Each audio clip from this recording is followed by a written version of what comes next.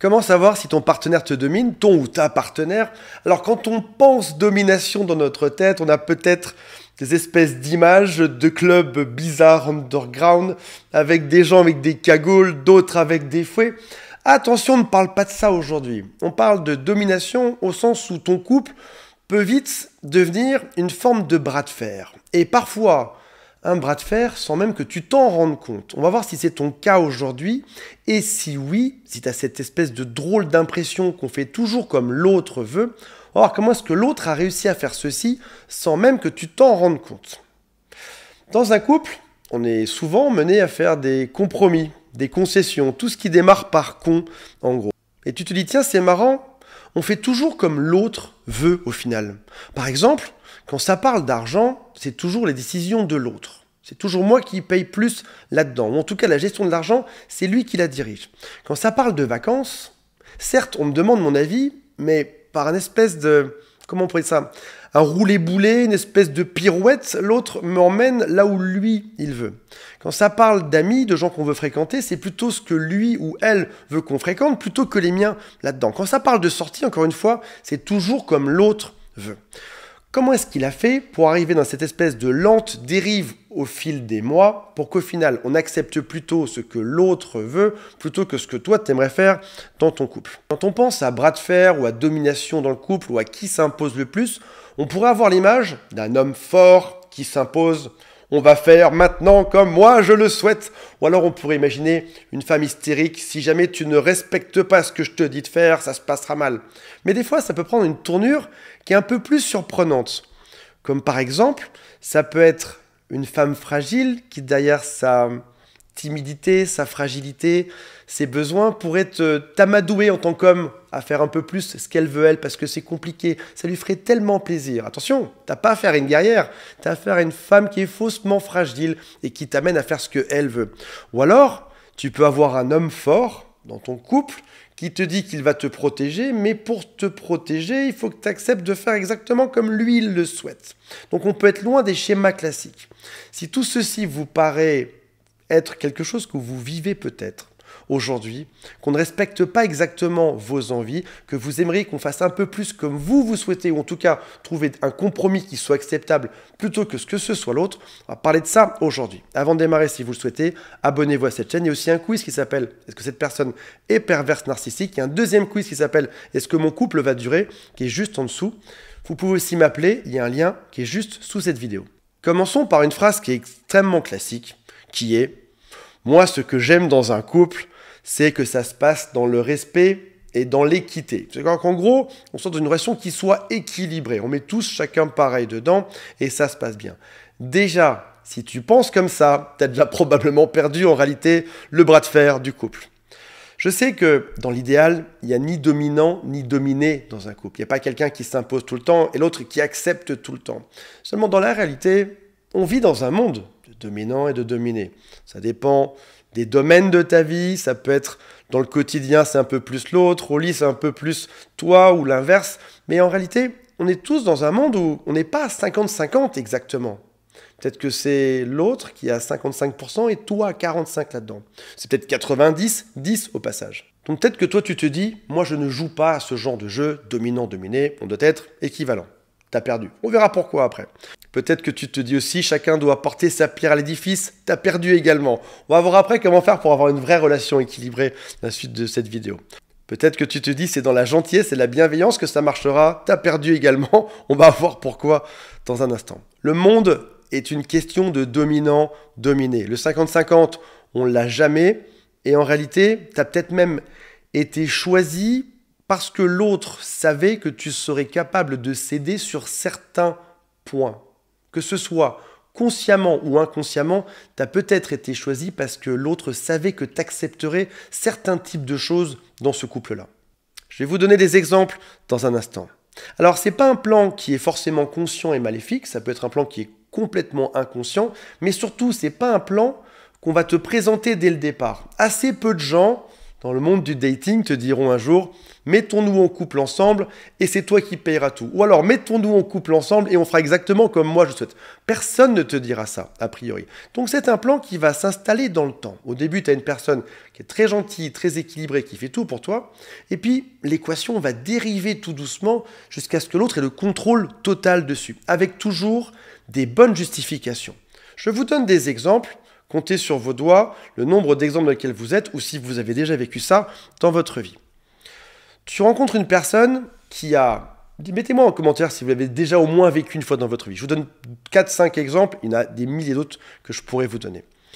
Tu rencontres un homme qui a acheté son appartement ou qui a sa maison et qui se dit « Dans tous les cas, cette maison m'appartiendra ». Et l'autre personne, ma future femme qui va entrer dedans, me payera peut-être un loyer et je vais le justifier en disant que moi, ça me coûte de l'argent, que dans tous les cas, elle aurait dû payer ailleurs et donc il faut qu'elle paye un loyer ici aujourd'hui. Ou alors, elle payera les charges. Mais en tout cas, dans son inconscient, il y avait déjà quelque chose par rapport à ça. Je dois être propriétaire, je vais trouver quelqu'un qui sera financièrement le complémentaire dans cette équation, qui va venir compléter ceci. Ou alors, tu vas rencontrer quelqu'un, un homme, une femme, qui va se dire « je m'occupe à fond de mon travail », c'est ça que l'autre pense, « je m'occupe à fond de mon travail » et elle gardera les enfants, quitte même à en perdre sa carrière. Parce que pour lui, le travail, c'est primordial. Toi, par contre, ta vie, ta carrière, etc., c'est pas très important pour lui. Ce qui est important pour lui, c'est que tu t'occupes de ses gamins. Ou encore, tu rencontres un homme ou une femme qui se dit inconsciemment dans sa tête « moi, ce que je veux, c'est profiter de la vie », être tranquille, avoir une vie oisive et pas faire grand-chose. Je vais me trouver un travail au début, je vais faire croire que je change de métier par la suite et je vais rien retrouver parce que c'est l'autre qui m'entretiendra par la suite.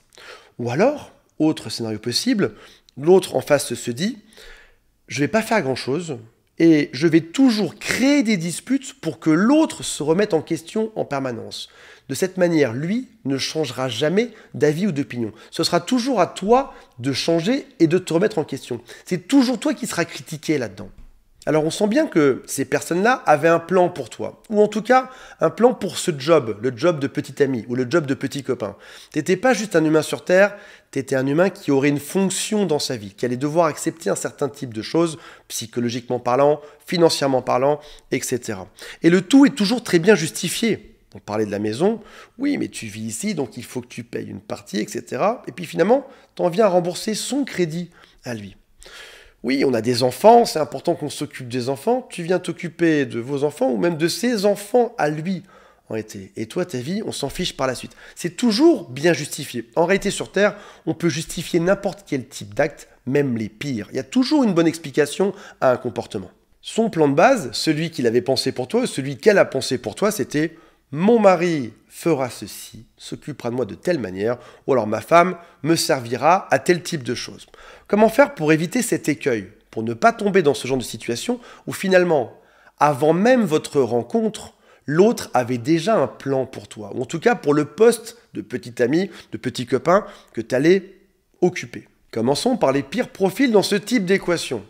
Les hauts potentiels et les dépendants affectifs, sachant que les deux vont très souvent ensemble. Un dépendant affectif est prêt à tout pour être aimé. Tu es face à une personne qui avait un plan pour toi, pour t'utiliser, pour t'exploiter.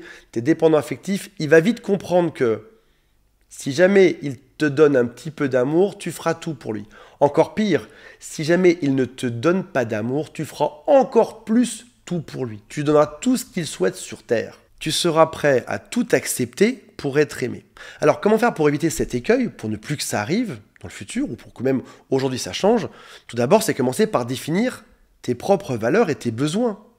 Par exemple, dans mes valeurs, moi ce que je veux aujourd'hui, c'est de la réciprocité. Si je donne 1, j'obtiens 1. Et à partir d'aujourd'hui, compte. Oui, tiens des comptes. Je donne 1, j'obtiens 1. Je sais ce que tu dis, comme au début de la vidéo. Je veux que ça se fasse de manière simple, implicite, naturelle. Non, stop. Si tu as l'impression que l'équation l'a doucement dérivée, commence à compter dès aujourd'hui. Quand je donne 1, que ce soit financièrement, en nombre d'efforts, en distance parcourue, dans tout, dans le choix des vacances, tu donnes 1, tu obtiens 1 par la suite. Peut-être que ce que tu veux aussi, c'est de la générosité, de la considération, du temps pour toi. Et une fois que tu as défini tes valeurs et tes besoins, définis aussi quels sont tes projets personnels, ceux que tu veux voir revenir aujourd'hui, ceux qui sont extrêmement importants pour toi. Et dis-toi une chose, mes valeurs, elles sont primordiales. Je n'ai pas besoin d'être aimé par quelqu'un qui m'utilise.